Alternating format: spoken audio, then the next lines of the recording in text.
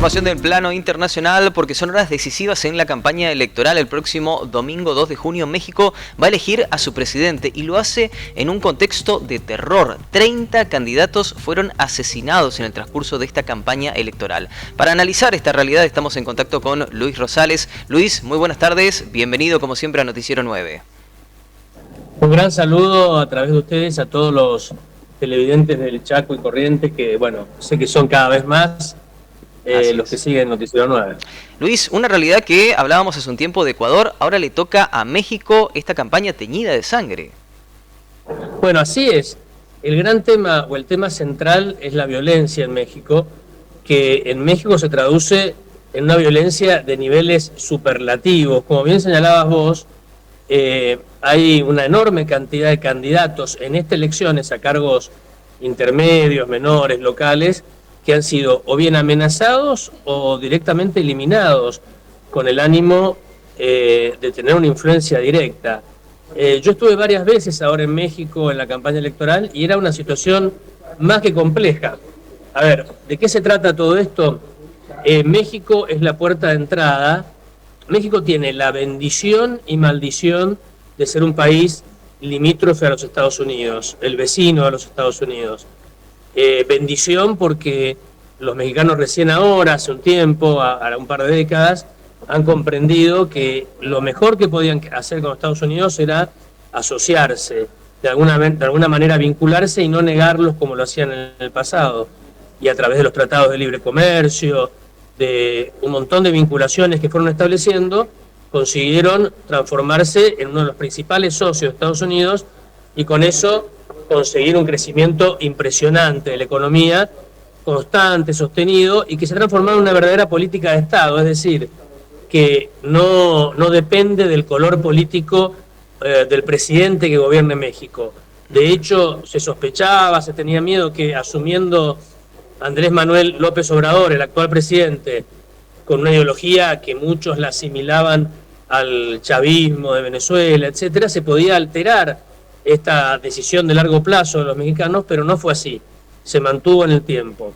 Ahora, del lado de la maldición está que son los que manejan la frontera, tanto para el traspaso legal o ilegal de inmigrantes y de otro tipo de asuntos, de sustancias, como son las drogas fabricadas principalmente en Colombia, sí, entran a los Estados Unidos, muchas directamente, pero un gran porcentaje vía frontera mexicana, además de los inmigrantes ilegales, ¿no?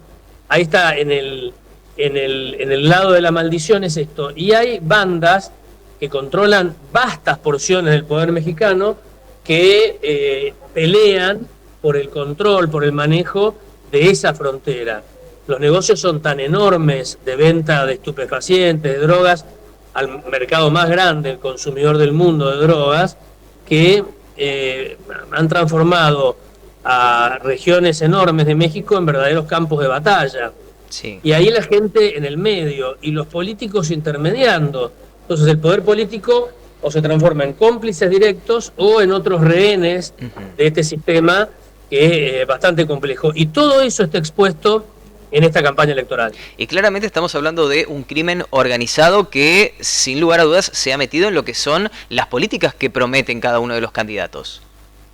Bueno, claro, eso es así. Y hay como en esto una verdadera pulseada. A ver, la oposición sostiene que Andrés Manuel López Obrador y su candidata allí en México no es posible la reelección de presidente. Entonces tienen que, Andrés Manuel López Obrador eligió AMLO, así se lo conoce, eligió como sucesora, como Delfina, a la alcaldesa de México, Claudia Sheinbaum, que va a la delantera en las encuestas. Pero la oposición, que por primera vez está unida, todos los partidos opositores, contra López Obrador, y elige como candidata a otra mujer, Xochitl Gálvez, una empresaria de origen humilde, casi una antisistémica, elegida por los tres partidos opositores como candidata, le adjudican a Andrés Manuel López Obrador y su candidata Claudia Sheinbaum cierta connivencia con el narcotráfico. porque han tenido algunos intentos de negociar. La oposición, en cambio, con los antecedentes de los gobiernos de Fox y sobre todo de Calderón, fueron casi una especie de Uribe, como en Colombia, guerra frontal contra el narcotráfico.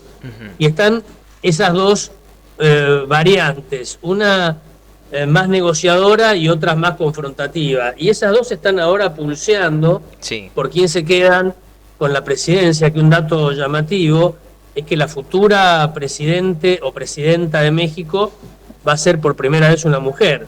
Claro. El país de los machotes mexicanos va a gobernar por un lado o por el otro una mujer.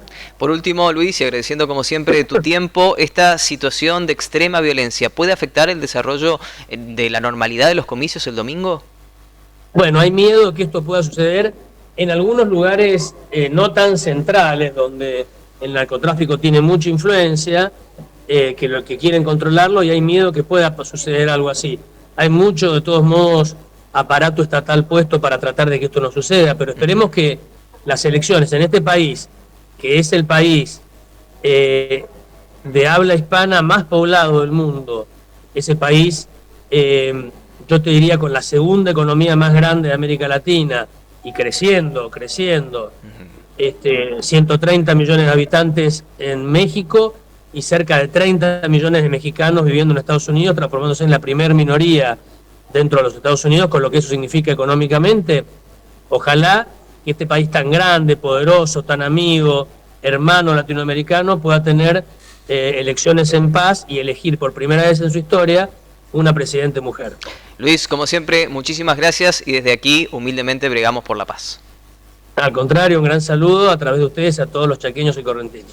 Luis Rosales, analista político, con la realidad que hoy en día vive México de cara a las elecciones del próximo domingo. Casi 100 millones de mexicanos habilitados a votar y la elección de 20.000 cargos públicos.